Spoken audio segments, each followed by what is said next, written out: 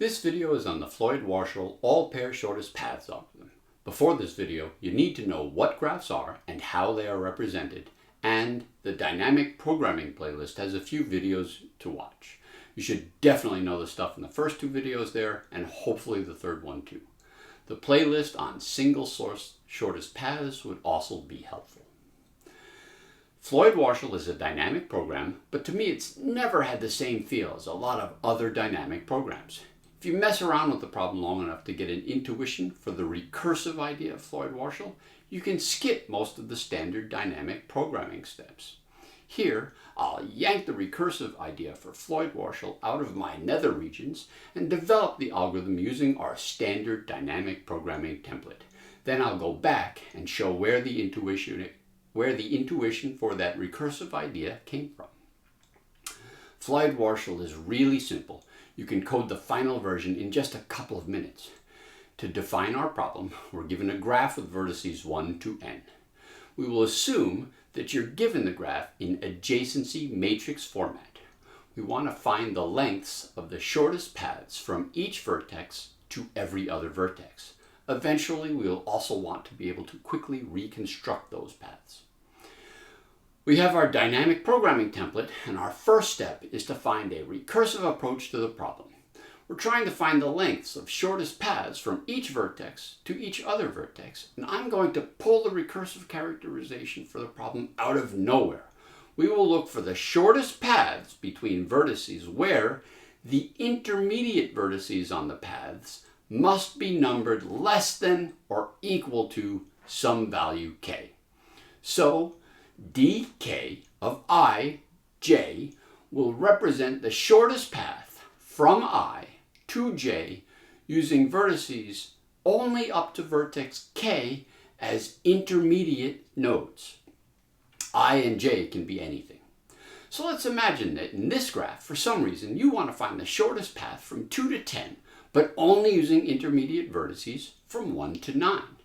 There are two possibilities. Either you use vertex 9 or you don't.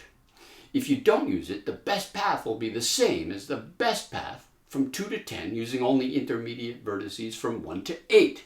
Maybe that's 2, 1, 4, 7, 5, 10. Or maybe you do use vertex 9, in which case you need to get from 2 to 9 using only vertices 1 to 8. And then you need to get from 9 to 10 again with those same vertices. Those two paths concatenated give the best way to get from 2 to 10 using vertices 1 to 9, where you definitely use vertex 9. Those are the only two options. You use vertex 9 or you don't.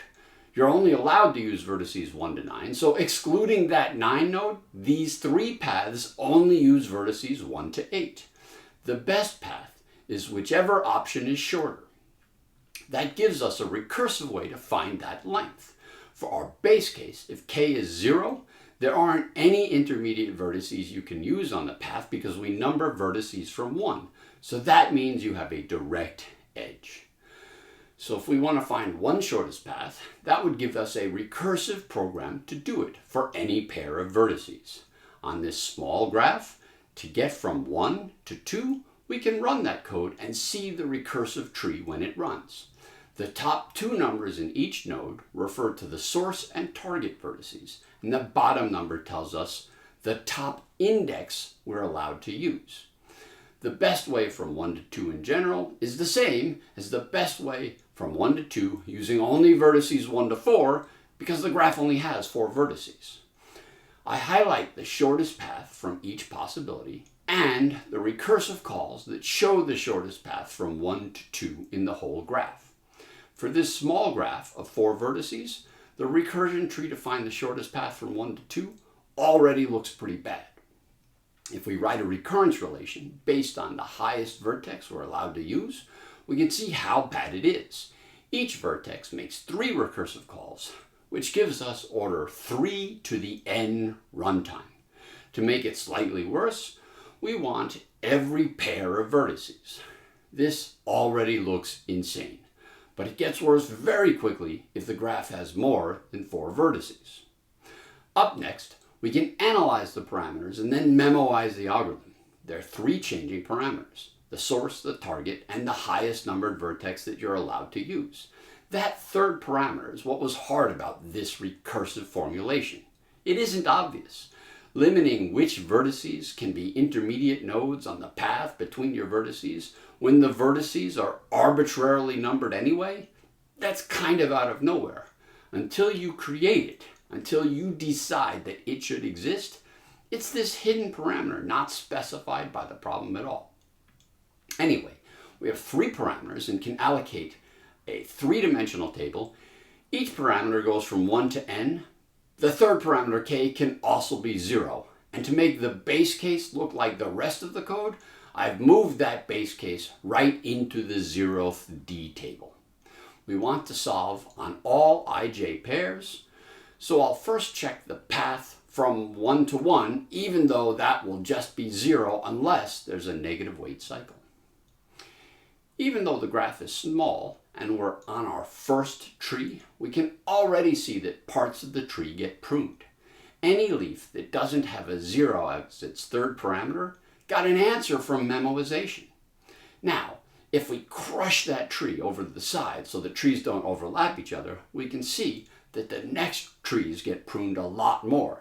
And by the time you get to the last 5 trees, each is pruned to be as small as possible. They just look up the 3 values needed to fill in their top level call. If we want to go to our iterative bottom-up program to fill in any table location, you use the table to your left. So any order that goes from tables on the left to tables on the right will do. I'll go 1 table at a time, and within a table, row by row, left to right. That works. It gives us an order n cubed time and space algorithm, shown here on a graph with 5 vertices. Can we decrease our space? Well, when you're filling in table 3, you use table 2, but you don't need any earlier tables. So it's easy to go down to just using 2 tables instead of n. You alternate between tables to right while reading the other one. Can we go down to just 1 table? When you're filling in a location in the table, and you look at 3 locations from the other table, one is in the same row and column as your current location. Another is in the same row, and the third is in the same column.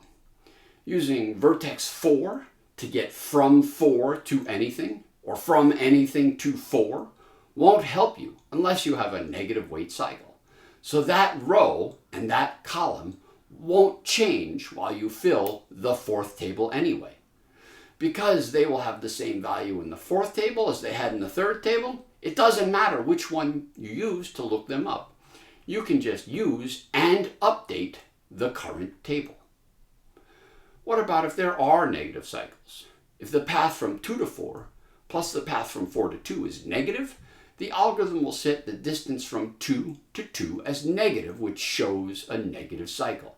Once you detect one, you need to decide what to do with it, but Floyd-Warshall will work properly with negative cycles, even if you only use 1 table. This gives you an n cubed time, n squared space algorithm. That doesn't sound great, but remember, you're finding the shortest paths between n squared different vertex pairs. So the space for the algorithm is the same as the size of the requested answer. You can't hope to do better.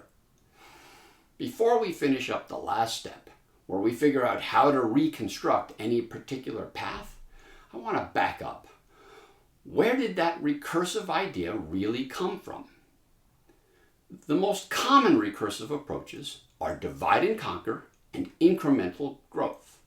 If we imagine a graph with 10 vertices, but remove the 10th vertex, you're left with a graph with 9 vertices. Imagine that you recursively know how to solve the all pair shortest paths problem there, including the shortest paths from 1 to everything. How does the 10th vertex change things? There are a few parts to it. First, you can find the shortest paths from each vertex to vertex 10. If we want to know the shortest path from 1 to n to 10, it will be one of the paths from the smaller graph plus 1 edge. So maybe it's the shortest path to 2 and then an edge from 2 to 10. Or maybe the second last vertex is 1 or 3 or 4 or 8. There are only 9, or n-1 possibilities. You don't know which is best, so try them all. That will take linear time to find the shortest path from 1 to the nth vertex. And you can do that from each other vertex in order n squared time total to get all of the shortest paths to the last vertex. Similarly, you recursively know the shortest paths from the first 9 vertices to vertex 1. And you can consider the first edge out of that last vertex to get the shortest paths from that vertex to vertex 1 in linear time, and to all of the other vertices in n squared time. After that, what do you have? The shortest paths from every vertex to every other vertex, except you don't use that last vertex as an internal vertex on any path. Paths can't go through vertex 10. That should look familiar. It's where we jumped in with our Floyd-Warshall recursive approach. We can update all ij pairs to allow them to use the last vertex in their paths in constant time each for a time n squared total update. Growing the graph from size 1 to n takes n cubed time total. The silky smooth simplicity of Floyd-Warshall is that they noticed you can recursively limit just the vertices you allow as intermediate vertices used within paths, while still letting yourself look at all source and destination pairs from the start of the algorithm. Recursion is a really powerful tool to solve problems. When you start working on a dynamic programming algorithm, you might not know it's going to be a dynamic program, but it's pretty normal to think about problems recursively anyway. If your recursive solution gives an exponentially slow answer, that's when you look to see if the dynamic programming approach works to speed it up. In this problem, you don't need to follow that template. If you recursively solve the problem in the incremental way we just considered, you get a slightly more complex but similar n-cubed algorithm that solves the problem without the template.